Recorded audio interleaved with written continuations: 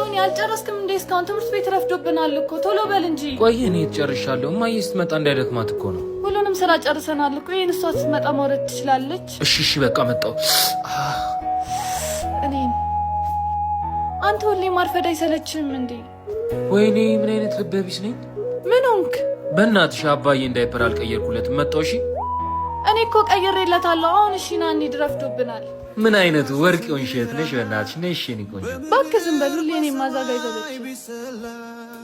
እህትና ወንድም ይልሃል። እሺ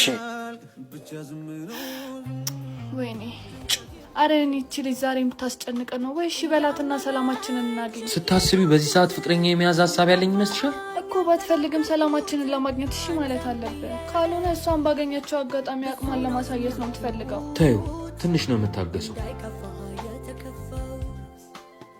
እስቲ ቀረብ ያለ ሉክ እንያትና ልጅቷን እንዴት ነው የሚያደርገው?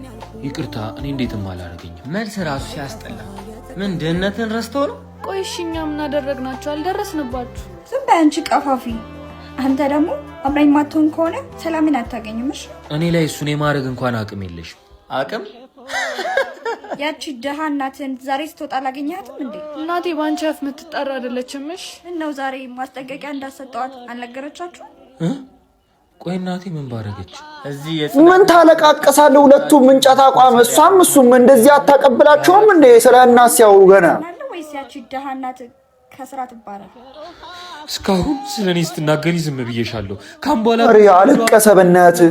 እግዚአብሔርን ምንም ከማድረግ ወደ ኋላ አይደለም። አንተ አታለቃቅስ። ወንድ ልጅ አያለቅስምሽ፣ ሴታ ሴት። እኔም እሱን እኮ ነው ብለው በእናትህ ወዬ በለው በቃ እንጂ ቆሻሻ አይደለንም። ለዛሬ ለተናገርሽው አልፌሻለሁ። አንተ ታካብዳለህ እንዴ? ምን ይመስላል የጠራጊ ልጅ። ኧረ አንተ አጫውታቸው በእናትህ። እሺ ሂደህ ተመለስ። እሺ ይኸው በቃ እኔ አናደውኝ ይጨርሱታል ሙቪውን።